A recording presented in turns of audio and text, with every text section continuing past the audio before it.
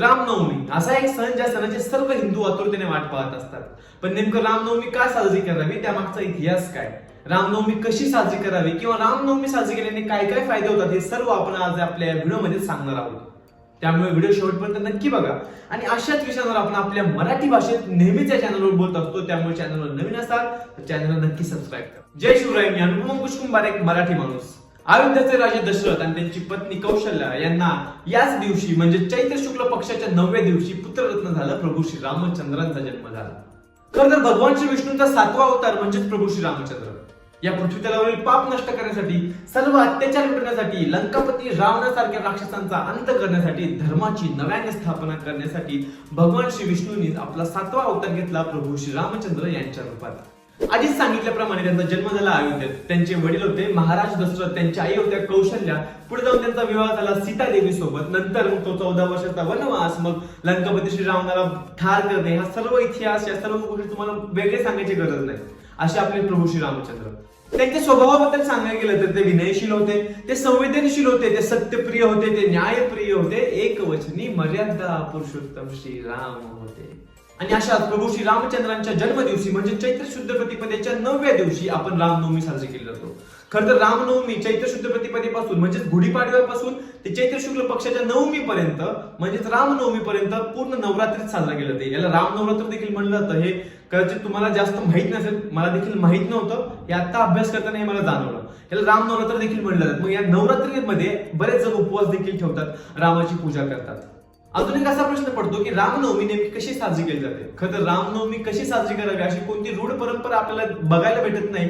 कारण की प्रत्येक समाजात, प्रत्येक भागामध्ये वेगवेगळ्या पद्धतीने रामनवमी आतापर्यंत साजरी केली जाते. काही जण पूर्ण नवरात्र उपवास धरतात, पूर्ण नवरात्र ते भजन, ती आरती, त्या सर्व गोष्टी, पूजा पाठ, या सर्व गोष्टी करून रामनवमी साजरी करतात. तर काही काही ठिकाणी म्हणजे आपल्या महाराष्ट्रासारख्या ठिकाणी रामनवमी अतिशय मोठ्या उत्साहात साजरी केली जाते. ठिकठिकाणी मोठे मोठे कार्यक्रम आयोजित केले जातात. मोठमोठे वक्ते होऊन आपल्या इतिहासाबद्दल, रामनवमीबद्दल महत्व लोकांपर्यंत पोहोचवतात. अनेक ठिकाणी मर्दानी खेळ दाखवले जातात, अनेक ठिकाणी भव्य मिरवणुका काढल्या जातात, रामचे गजर केला जातो.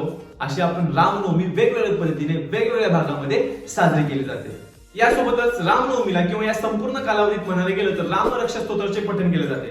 रामरक्षा स्तोत्राचे फायदे काय आहेत किंवा ते का पठण केले जाते आपण पुढे जाऊन जाणूनच घेणार आहोत. पण अशा पद्धतीने वेगवेगळ्या पद्धतीत रामनवमी साजरी केली जाते हे आपण जाणून घेतलं पाहिजे आणि ती केलीच पाहिजे. तर रामनवमी किंवा प्रभू श्री रामचंद्रांवर बोलायला गेलं तर खूप व्हिडिओ होतील, हे तुम्हाला देखील माहिती आहे. पण आपण आता या मुद्द्यावर येऊयात की रामनवमी साजरी केल्याने नेमके काय काय फायदे होतात.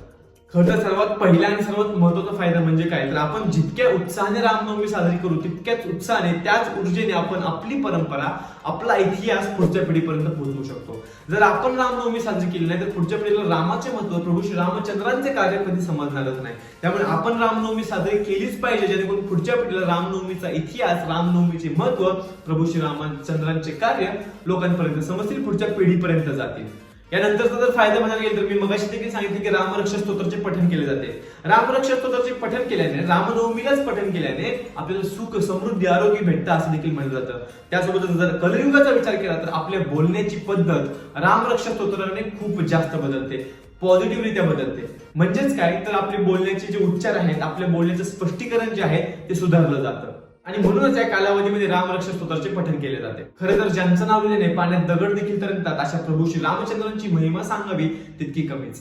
आजच्या व्हिडिओ पुरतं इतकंच. तुम्हाला व्हिडिओ कसा वाटलाय मला नक्की कळवा. तुम्हाला सर्वांना रामनवमीच्या हार्दिक शुभेच्छा. कमेंट्स मध्ये जय श्रीराम लिहायला विसरू नका. आणि व्हिडिओ कसा वाटला मला नक्की कळवा. व्हिडिओ संपूर्ण हिंदूंपर्यंत पोहोचवा, मराठी माणसांपर्यंत पोहोचवा शेअर करून. आणि चॅनलवर नवीन असाल तर चॅनलला नक्की सबस्क्राईब करा.